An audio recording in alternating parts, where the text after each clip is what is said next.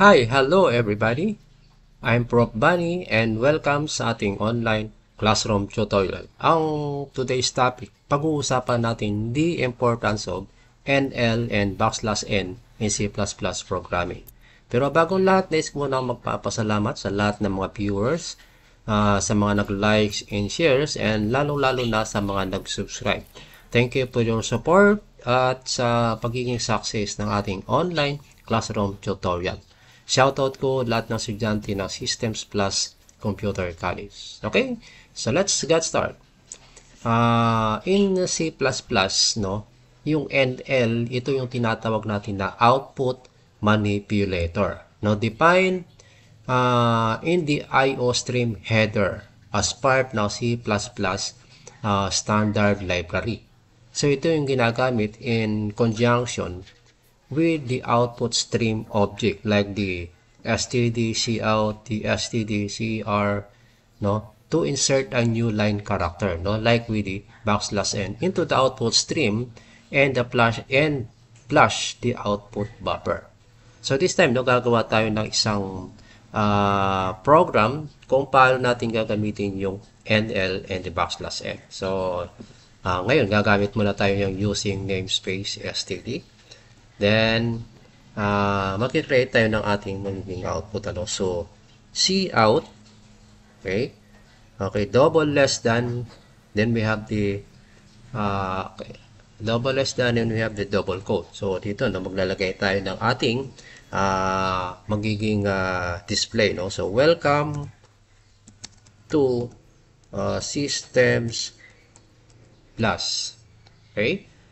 Then, dito sa dulo, maglalagay tayo ng double less than and yung L followed by the semicolon. So, para ma-terminate, na ibig sabihin na ito na yung pinaka-end. So, para hindi na tayo magkukode pa ng ng paulit-ulit, Control C, and we have the Control V. So, Control V, ito, paste mo na lang, no? Then, dito, no, gagawin natin, welcome to SPCC. Batch 2024. Okay. So, pwede bang gamitin natin ulit yung headline? So, try natin i-remove. Then, once na-run ko yung program, dapat makikita ko dito sa output yung Welcome to Systems Plus Batch 2024. Ngayon, pag kinapi-paste ko ulit yan, Control C, then Enter, Control V, BSIT, no? BSIT. Okay, so once na ko yung program, ang makikita natin, hindi siya nag-create na new line kasi kailangan natin dito maglagay ulit ng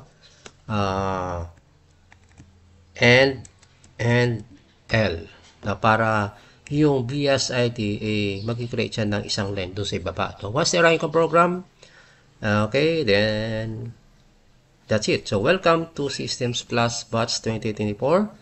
Then, BSIT. Okay, so this time, gagawa tayo ng yung tinatawag natin na multi-line. So, C, erase muna natin siya. STD, ang gagamitin natin ngayon yung string. Then, multi-line equals. So, multi-line, ibig sabihin, mag-create tayo ng 2, 3, 4, or ilang line na gusto natin. Then, we have the double quote. So, dito maglalagay tayo ng welcome to SPCC. Dito maglalagay tayo ng \n batch 2024. Again, \n and BSIT, BSBA, okay, and SHS. Then, ite-terminate natin yan using the semicolon. So, once you enter, mag-create tayo ng yung STD. Okay, so cout. Cout, so yung ang ginagamit natin dyan is double less than. Then, tatawagan natin siya si multi-line. Si multi-line. Kasi doon tayo gumawa ng welcome to SPCC, batch 2024, and BSDT. Then, mag-end tayo with the semicolon. So once na-run ko yung program, dapat makikita natin dito sa ibaba, no? So yan. Welcome to SPCC, Batch 2024 and PSPA. Ngayon, kapag halimbawa gusto mo siyang dugtungan po ulit, so maglalagay ka lang yan. So yung gagamitin lang natin yung string multi-line. Okay, so that's all guys. And thank you for watching. See you on my next tutorial. So bye-bye.